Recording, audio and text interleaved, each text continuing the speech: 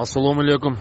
Урматтуу биздин Ош шаарынын тургундары, урматтуу бүтүн Кыргызстан партиясынын колдоочулары. Мен дагы өзүм ой пикирим калтырып кетейин дедим бул жерге. Ачыгын айтканда, мен 27 орунда деп мени чакырган. Мурда 23 күнү кечинде, түндөсү саат 10-до. Түндөсү 10-до чакырган, мен түнү саат 10-до билетке салсам, билет уже эртең мененкиге билет калбаптыр, эртең менен келип кал деген. Саат түнү 12:30-1-де мен Ошко барып, бир машинаны жалдап, штабка эртең менен 9:30-10-до бардым.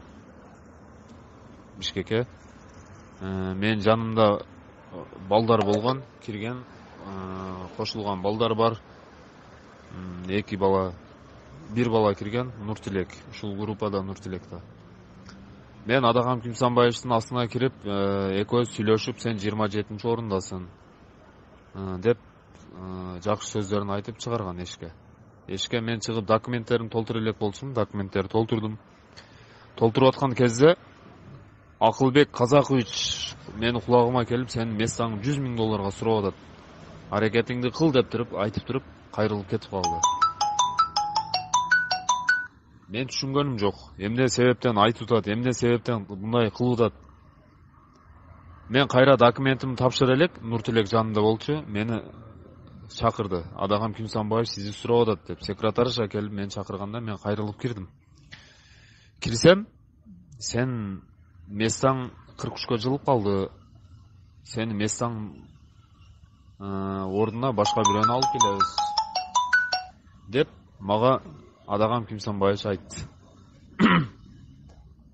Мен бүтүн Кыргызстан саясий партиясында ысыгына, суугуна чыдап, мен ошол партияда канча эмгегибиз сиңди. Мен буну любой жерде, любой убакта айтып берем.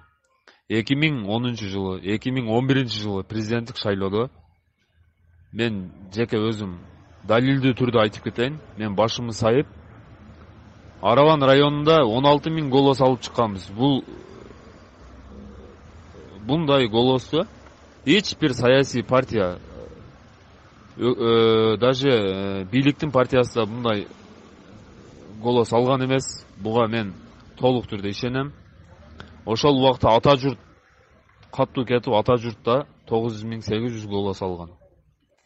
Буга биздин Араван районунда иштегендигибиздин результаты болгон, мындайча айтканда, жыйынтыгы.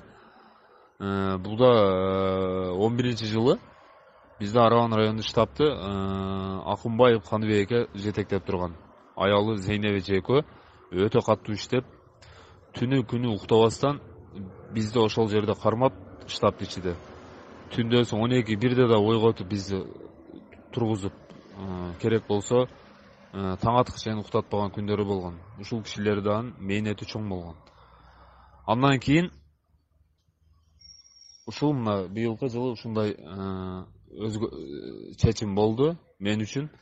Мен просто кайдагы адамдар келип, биздин партияга келип, списокту белгилегениге, каалагандарын калса айтканына мен ичим ачышып, өзүмдүн адамдык бир